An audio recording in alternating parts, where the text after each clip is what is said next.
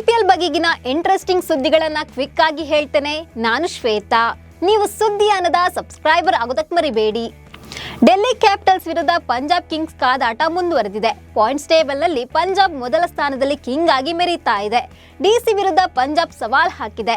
Batting ನಲ್ಲಿ, bowling ನಲ್ಲಿ ಸಮತೋಲನ ಹೊಂದಿರುವ ಪಂಜಾಬ್ ಮತ್ತೊಮ್ಮೆ ಗೆಲ್ಲುವ ಫೇವರೆಟ್ ಟೀಮ್ ಆಗಿ ಕಣಕ್ಕಿಳಿದಿದೆ. ಮತ್ತೊಂದು ಕಡೆ ಡೆಲ್ಲಿ ಆಡಿರುವ 6 ಪಂದ್ಯಗಳಲ್ಲಿ 3ರಲ್ಲಿ ಸೋತಿದೆ. ಈ ಪಂದ್ಯದಲ್ಲಿ ಗೆಲ್ಲಲೇಬೇಕು. ಜೊತೆಗೆ KL ರಾಹುಲ್ಗೂ ಕೂಡ ಈ ಪಂದ್ಯ ಮಹತ್ವದ್ದಾಗಿದೆ. ಶನಿವಾರ 2ನೇ ಪಂದ್ಯದಲ್ಲಿ ರಾಜಸ್ಥಾನ ರಾಯಲ್ಸ್ ಹಾಗೂ ಸನ್ರೈಸರ್ಸ್ ಹೈದರಾಬಾದ್ ಸೆಣಸಾಟ ನಡೆಸಲಿವೆ. ಈ ಪಂದ್ಯದಲ್ಲಿ ಭಾರತದ ಇಬ್ಬರು ಸ್ಫೋಟಕ ಆರಂಭಿಕ ಬ್ಯಾಟರ್ಗಳಾದ ವೈಭವ್ ಸೂರ್ಯವಂಶಿ ಹಾಗೂ ಅಭಿಷೇಕ್ ಶರ್ಮಾ ನಡುವಿನ ಸೆಣಸಾಟ ಎಂದೇ ಕರೆಯಲಾಗ್ತಿದೆ. ಇಬ್ಬರು ಈ ಆವೃತ್ತಿಯಲ್ಲಿ ಭರ್ಜರಿ ಫಾರ್ಮ್ನಲ್ಲಿದ್ದಾರೆ. ಈ 2 ತಂಡಗಳಿಗೆ ಇದು 2ನೇ ಬಾರಿ ಮುಖಾಮುಖಿ. ಏಪ್ರಿಲ್ 13ರಂದು ನಡೆದಿದ್ದ ಪಂದ್ಯದಲ್ಲಿ ಸನ್ರೈಸರ್ಸ್ 57 ರನ್ಗಳಿಂದ ಗೆಲುವು ಸಾಧಿಸಿತ್ತು. ಈ ಪಂದ್ಯದಲ್ಲಿ ರಾಜಸ್ಥಾನ ಸೇಡಿಗೆ ಕಾಯ್ತಾ ಇದೆ. ಕ್ರಿಕೆಟ್ನ ಕಿಂಗ್ ವಿರಾಟ್ ಕೊಹ್ಲಿ IPLನಲ್ಲಿ ಮತ್ತೊಮ್ಮೆ ಆರೆಂಜ್ ಕ್ಯಾಪ್ ಧರಿಸಿದ್ದಾರೆ. ಯುವ ಆಟಗಾರರ ನಡುವೆ ಕೊಹ್ಲಿ ಮಾತ್ರ ಎಂದಿನಂತೆ ತಮ್ಮ ಅತ್ಯುತ್ತಮ ಫಾರ್ಮ್ನಲ್ಲಿ ಮುಂದುವರೆದಿದ್ದು ಮತ್ತೊಮ್ಮೆ ಆರೆಂಜ್ ಕ್ಯಾಪ್ ಧರಿಸಿದ್ದಾರೆ.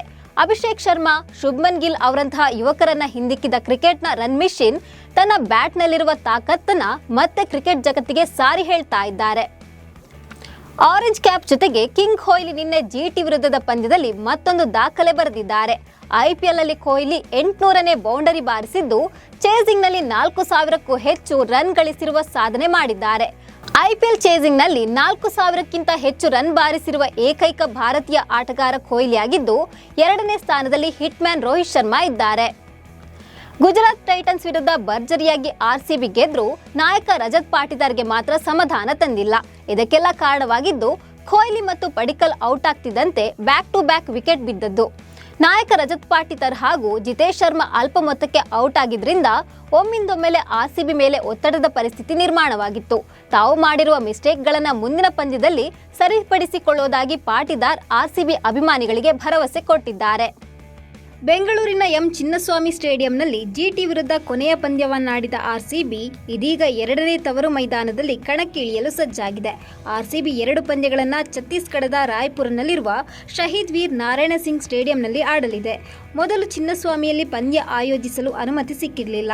ಹೀಗಾಗಿ RCB ಮ್ಯಾನೇಜ್ಮೆಂಟ್ ಛತ್ತೀಸ್ಗಢದ ಸರ್ಕಾರದೊಂದಿಗೆ ರಾಯ್ಪುರದಲ್ಲಿ ಪಂದ್ಯಗಳನ್ನು ಆಡಲು ಮೊದಲೇ ಒಪ್ಪಂದ ಮಾಡಿಕೊಂಡಿತ್ತು.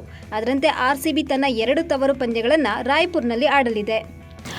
IPLನಲ್ಲೂ ಫ್ಲಾಪ್ ಹೀರೋ ಆಗಿ ಮುಂದುವರೆದಿರುವ ಸೂರ್ಯಕುಮಾರ್ ಯಾದವ್ ಅವರ ವೀಕ್ನೆಸ್ ಬಹಿರಂಗಗೊಂಡಿದೆ. ಮಿಸ್ಟರ್ 360 ಡಿಗ್ರಿ ಎಂದು ಕರೆಸಿಕೊಳ್ಳುವ ಸೂರ್ಯ ಅವರ ಎಲ್ಲಾ ಶಾಟ್ಗಳು ಈಗ ಬೌಲರ್ಗಳಿಗೆ ಅರ್ಥವಾಗಿದ್ದು ಅವರನ್ನ ಮತ್ತೆ ಅಂಥದ್ದೇ ಶಾಟ್ ಹೊಡೆಯಲು ಪ್ರೇರೇಪಿಸಿ ಔಟ್ ಮಾಡಿಸುತ್ತಿದ್ದಾರೆ ಎಂದು ಮುಂಬೈನ ಬ್ಯಾಟಿಂಗ್ ಲೆಜೆಂಡ್ ವಾಸಿಂ ಜಾಫರ್ ಹೇಳಿದ್ದಾರೆ. ಇದೇ ಕಾರಣಕ್ಕೆ ಸೂರ್ಯ ತಮ್ಮ ಬ್ಯಾಟಿಂಗ್ ಶೈಲಿಯಲ್ಲಿ ಕೆಲವು ಬದಲಾವಣೆ ಮಾಡಬೇಕಿದೆ ಅಂತ ಜಾಫರ್ ಸಲಹೆ ಕೊಟ್ಟಿದ್ದಾರೆ. ಆಸ್ಟ್ರೇಲಿಯಾ ತಂಡದ ನಾಯಕ ಪ್ಯಾಟ್ ಕಮಿನ್ಸ್ ಇಂಜುರಿಯಿಂದಾಗಿ SRH ತಂಡದಿಂದ ಹೊರಗುಳಿದಿದ್ರು. ಆದ್ರೀಗ ಗಾಯದಿಂದ ಚೇತರಿಸಿಕೊಂಡಿರುವ ಕಮಿನ್ಸ್ ತಂಡಕ್ಕೆ ಜಾಯ್ನ್ ಆಗ್ತಾ ಇದ್ದು RR ವಿರುದ್ಧದ ಪಂದ್ಯದಲ್ಲಿ ಅವರೇ ನಾಯಕರಾಗಿ ಆಡ್ತಾರೆಂಬ ಕುತೂಹಲ ಇದೆ. ಆದ್ರೆ ಕಮಿನ್ಸ್ ಅನುಪಸ್ಥಿತಿಯಲ್ಲಿ ಇಶಾನ್ ಕಿಶನ್ ಅತ್ಯುತ್ತಮವಾಗಿ ಕ್ಯಾಪ್ಟನ್ಸಿ ಮಾಡಿದ್ದು ತಂಡಕ್ಕೆ ಸತತ ಗೆಲುವು ತಂದುಕೊಟ್ಟಿದ್ದಾರೆ. ಬ್ಯಾಟಿಂಗ್ ನಲ್ಲೂ ಮಿಂಚ್ತಾ ಇರುವ ಇಶಾನ್ನ ಕ್ಯಾಪ್ಟನ್ಸಿಯಿಂದ ತೆಗಿಬಾರ್ದು ಅಂತ SRH ಫ್ಯಾನ್ಸ್ ಹೇಳ್ತಾ ಇದ್ದು ಕಾವ್ಯ ಮಾರನ್ ಯಾವ ನಿರ್ಧಾರ ತೆಗೆದುಕೊಳ್ತಾರೆ ಎಂಬ ಕುತೂಹಲ ಅಭಿಮಾನಿಗಳಲ್ಲಿದೆ. ಗುಜರಾತ್ ಟೈಟನ್ಸ್ ತಂಡದ ಆರಂಭಿಕ ಬ್ಯಾಟರ್ ಸಾಯಿ ಸುದರ್ಶನ್ ಅವರ ಉತ್ತಮ ಇನ್ನಿಂಗ್ಸ್ ರಾಯಲ್ ಚಾಲೆಂಜರ್ಸ್ ಬೆಂಗಳೂರು ತಂಡಕ್ಕೆ ಅನಗತ್ಯ ದಾಖಲೆಯನ್ನು ಸೇರಿಸಿದೆ. IPL ಇತಿಹಾಸದಲ್ಲಿ ಎದುರಾಳಿ ತಂಡವೊಂದು ಅತಿ ಹೆಚ್ಚು ಶತಕಗಳನ್ನು ಬಿಟ್ಟುಕೊಟ್ಟ ಕೆಟ್ಟ ದಾಖಲೆ ಬರೆದಿದೆ RCB ವಿರುದ್ಧ ಗಳಿಸಿದ ಒಟ್ಟು ವೈಯಕ್ತಿಕ ಶತಕಗಳ ಸಂಖ್ಯೆ ಈಗ 15ಕ್ಕೆ ಏರಿಕೆಯಾಗಿದೆ. ಇದು IPL ಇತಿಹಾಸದಲ್ಲಿ RCB ವಿರುದ್ಧದ ಗರಿಷ್ಠ ಶತಕವಾಗಿದೆ. ದೆಹಲಿಯ ಅರುಣ್ ಜೇಟ್ಲಿ ಕ್ರೀಡಾಂಗಣದಲ್ಲಿ ಡೆಲ್ಲಿ ಕ್ಯಾಪಿಟಲ್ಸ್ ಮತ್ತು ಪಂಜಾಬ್ ಕಿಂಗ್ಸ್ ನಡುವಿನ ಪಂದ್ಯಕ್ಕೂ ಮುನ್ನ ಒಂದು ದೊಡ್ಡ ಅನಾಹುತ ಸಂಭವಿಸಿದೆ. ಶುಕ್ರವಾರ ಡೆಲ್ಲಿ ಕ್ಯಾಪಿಟಲ್ಸ್ ತಂಡದ ಪ್ರಾಕ್ಟೀಸ್ ವೇಳೆ 18 ವರ್ಷದ ಬ್ಯಾಟರ್ ಸಾಹಿಲ್ ಫರಾಕ್ ಅವರು ಗಾಯಗೊಂಡಿದ್ದಾರೆ.